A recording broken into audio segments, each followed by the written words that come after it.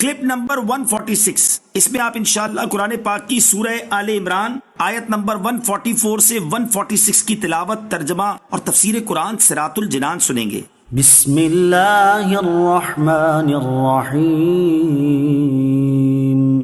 ترجمہ، اللہ کے نام سے شروع جو نہایت مہربان رحمت والا ہے۔ وما محمد الا رسول قد خلت من قبله الرسل افإن مات او قتلا انقلبتم على اعقابكم ومن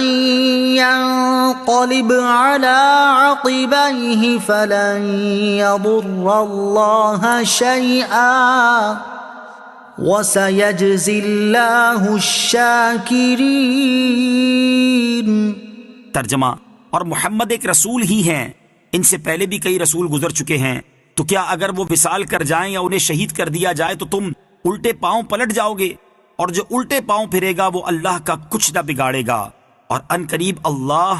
شکر ادا کرنے والوں کو صلہ عطا فرمائے گا۔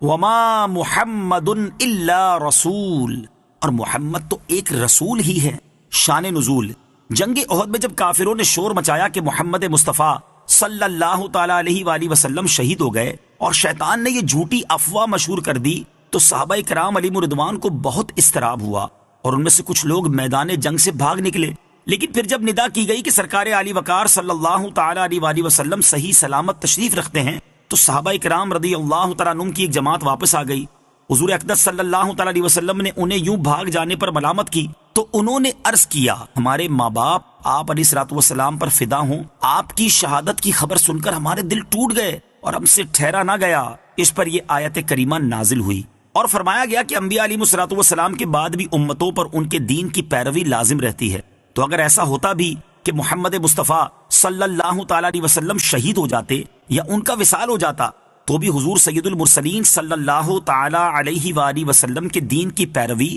اور اس کی حمایت لازم رہتی، کیونکہ حضور پرنور صلی اللہ تعالی علیہ وآلہ وسلم سے پہلے بھی بہت سے رسول گزرے ہیں، لیکن ان کے پیروکار ان کے بعد ان کے دین پر قائم رہے۔ رسولوں علیہم الصلوۃ والسلام کی بعثت کا مقصد تو رسالت کی تبلیغ اور اللہ عز و جل کا پیغام پہنچانا ہوتا ہے، نہ کہ اپنی قوم کے درمیان ہمیشہ موجود رہنا۔ تو جیسے پہلے رسول گزر گئے، اسی طرح حضور اقدس علیہ الصلوۃ والسلام بھی دنیا سے تشریف لے جائیں گے، لہٰذا آپ کے بعد آپ علیہ الصلوۃ والسلام کے دین پر ثابت قدم رہو۔ یہ کیا بات ہے کہ نبی اکرم علیہ الصلوۃ والسلام کے تشریف لے جانے کے بعد ان کے دین ہی سے پھر جاؤ؟ جو ایسا کرے گا وہ اللہ عز و جل کا تو کچھ نہیں بگاڑے گا بلکہ اپنا ہی نقصان کرے گا، جبکہ جو دین اسلام سے نہ پھرے اور اپنے دین پر ثابت رہے وہ شکر گزاروں میں شمار کیا جائے گا، کیونکہ انہوں نے اپنی ثابت قدمی سے نعمت اسلام کا شکر ادا کیا۔ ایسے لوگ اللہ تعالیٰ سے ثواب و جزا کے امیدوار ہیں۔ وما كان لنفس ان تموت الا باذن الله كتابا مؤجلا ومن يرد ثواب الدنيا نؤته منها ومن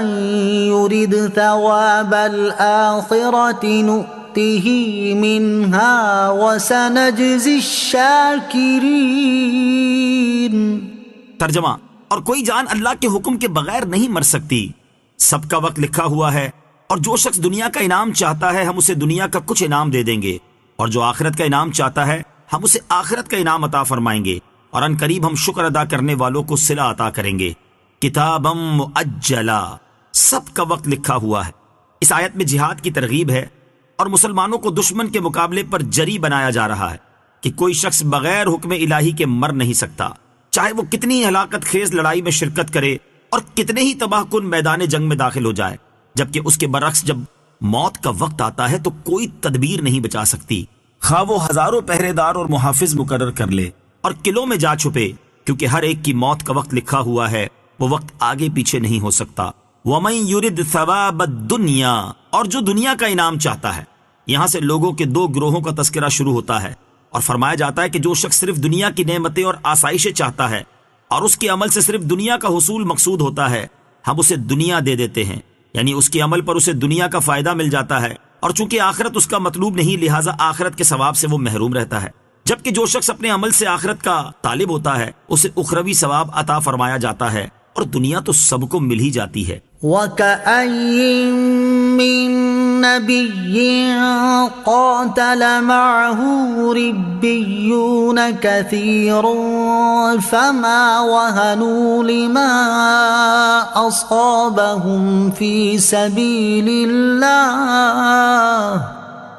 فما وهنوا لما أصابهم في سبيل الله وما ضعفوا وما استكانوا والله يحب الصابرين۔ ترجمہ، اور کتنے ہی انبیاء نے جہاد کیا، ان کے ساتھ بہت سے اللہ والے تھے، تو انہوں نے اللہ کی راہ میں پہنچنے والی تکلیفوں کی وجہ سے نہ تو ہمت ہاری اور نہ کمزوری دکھائی اور نہ دوسروں سے دبے، اور اللہ صبر کرنے والوں سے محبت فرماتا ہے۔ وَكَأَيٍّ مِّن نَّبِيٍّ قَاتَلَ، اور کتنے ہی انبیاء نے جہاد کیا۔ مسلمانوں کا حوصلہ بڑھایا جا رہا ہے اور انہیں بتایا جا رہا ہے کہ تم سے پہلے بہت سے انبیاء کرام علیہ الصلوۃ والسلام نے جہاد کیا، ان کے ساتھ ان کے صحابہ بھی ہوا کرتے تھے، انہوں نے جہاد کی تکالیف کے باوجود ہمت نہ ہاری اور کمزوری نہ دکھائی اور کافروں کے سامنے پسپائی کا مظاہرہ نہ کیا، بلکہ راہ خدا عز و جل میں ڈٹے رہے اور مردانہ وار تمام تکالیف و مصائب کو برداشت کرتے رہے اور صبر و استقامت کے پیکر بنے رہے۔ تو اے مسلمانوں، تم تو وہ ہو کہ تمہارے نبی ان تمام نبیوں کے سردار ہیں اور تم ان تمام امتوں سے افضل ہو، تو چاہیے کہ تمہاری بہادری اور استقامت ان سے زیادہ ہو، تمہاری ہمت اور حوصلہ ان سے بڑھ کر ہو، تم میں صبر کا مادہ ان سے زیادہ ہو، لہٰذا تم بھی اپنے اندر وہی اوصاف پیدا کرو۔ اس آیت کے شروع میں بیان ہوا کہ بہت سے انبیاء علیہم الصلوۃ والسلام نے جہاد کیا اور ان کے ساتھ ربانی لوگ تھے۔ دونوں چیزوں کے بارے میں تفصیل یہ ہے کہ جہاد حضرت ابراہیم علیہ الصلوۃ والسلام سے شروع ہوا۔ سب سے پہلے آپ علیہ الصلوۃ والسلام نے جہاد فرمایا۔